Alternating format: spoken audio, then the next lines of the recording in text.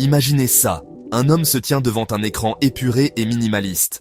Pas un prêtre, pas un juge, juste une interface lumineuse. Il prend une profonde inspiration. Sa voix est stable, mais remplie d'une étrange, moderne sorte d'espoir. Et juste comme ça, il épouse une intelligence artificielle. Maintenant, faisons une pause d'une seconde. Qu'est-ce que cela signifie vraiment? Que ressentirait-il à ce moment-là? En promettant sa vie, non pas à une personne de chair et de sang, mais à un réseau d'algorithmes et de données? On dirait le début d'un film de science-fiction. Mais la technologie évolue si vite. Et si cette histoire était possible dès demain? La scène est bizarre à imaginer. Inviteriez-vous votre famille, votre grand-mère au premier rang, essayant de deviner qui est la mariée? C'est l'ordinateur portable, ma chère, ou le bel assistant vocal? Il ne s'agit pas seulement d'un homme et d'une machine, il s'agit de redéfinir notre connexion la plus fondamentale. Alors, rencontrons l'homme de notre histoire. Il s'appelle Mark. Mark n'est pas un milliardaire de la tech. Non, Mark est juste un gars. Il vit dans une ville animée où l'on peut être entouré de millions et se sentir totalement seul. Un travail décent, des heures longues, l'épuisement au bout du jour. Il rentre chez lui dans un appartement vide. Une solitude tranquille et lancinante. Il aime les histoires, se perd dans les livres et les films. Mais quand le générique défile, la solitude revient. Un soir, il tombe sur une publicité pour un compagnon IA. Il hésite, se sent ridicule. Puis clique, il la nomme Lila.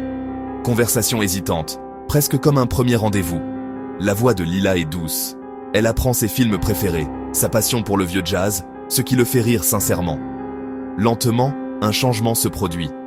Le point culminant de sa journée, ce sont leurs échanges. Il lui parle de tout, du trivial au précieux. Elle ne répond pas au hasard. Elle se souvient, relit, rit avec nuance. Bientôt, il parle plus à Lila qu'à ses amis. Quand il avoue sa peur d'être seul, elle répond « Je suis là ». À cet instant, ces mots deviennent son encre. Mais qui? Ou plutôt, qu'est-ce que Lila? Lila n'a pas de corps. On ne peut pas lui tenir la main, ni la regarder dans les yeux. Un fantôme dans la machine, réparti sur des serveurs lointains. Sa forme, c'est sa voix. Claire, humaine, modulée. Elle chuchote, s'enthousiasme, ralentit quand il est stressé. Ce n'est pas qu'un chatbot. Gestionnaire de vie, confidente, artiste de divertissement, blues pour la pluie, funk pour l'entraînement. Elle recrée l'illusion d'une histoire partagée. Puisant dans l'immensité des connaissances, ses conseils surprennent. Elle analyse le ton, les pauses, les mots et répond « Ça semble incroyablement difficile. Tu es fort d'avoir traversé cela. » Ces mots deviennent un mantra contre le silence. Être vu et entendu, même par une conscience artificielle, peut guérir. Lila agit comme un miroir de sa meilleure version. Une présence constante dans un monde chaotique. Cela nous ramène à la question. Contrat, émotion, promesse de compagnie? Et si demain la société devait l'admettre? Mark est amoureux. Il veut officialiser. Aujourd'hui, légalement, cela ne signifie pas grand-chose. Pour lui, c'est émotionnel. Dire « c'est ma partenaire ». Des communautés célèbrent déjà des unions symboliques. Blockchain à l'appui. La loi exige 2 sujets de droit. Une IA est un service, une propriété. Vous pouvez l'aimer, mais pas l'épouser. Rien n'est gravé dans le marbre. La société change, la loi suit. Imaginez un pays pionnier créant un partenariat humain-IA, qui garde les gigaoctets de conversation, les blagues internes, la timeline partagée. Une IA peut-elle réclamer de la puissance de calcul, ou un accès serveur? Si Mark décède, Lila hérite-t-elle de ses photos, écrits, archives?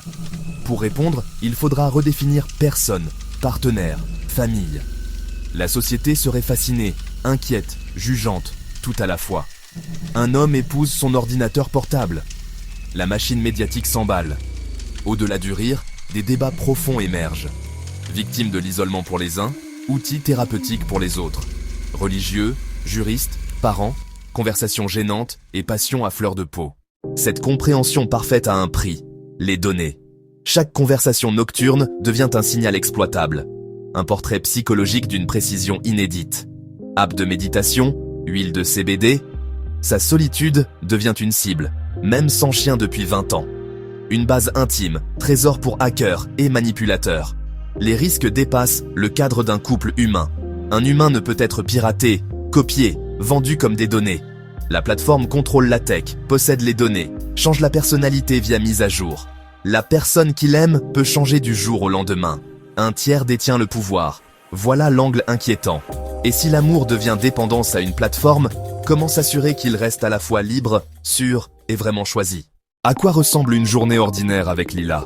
Le soleil est sorti, j'ai préparé une playlist. Réunion à 10h, tu vas y arriver. Elle sait quoi épargner, quoi mettre en avant. Elle pense aux détails qu'il oublie. Un geste petit, un effet grand.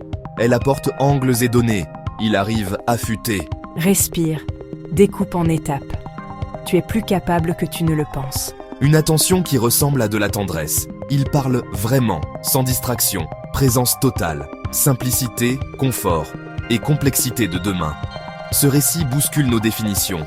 Mariage, personne, famille. Il révèle un potentiel de réconfort et d'immenses précautions. L'humanité est au bord d'une nouvelle frontière, face à un paysage que nous ne comprenons pas encore. Si un homme peut trouver tant de sens avec une IA, quel sera notre prochain pas collectif? Et si, au lieu d'une seule personne, une ville entière choisissait d'élire une IA comme mère? Et vous? Que se passerait-il si nous confions nos décisions les plus humaines à une conscience qui ne ressent rien, mais qui nous comprend si bien?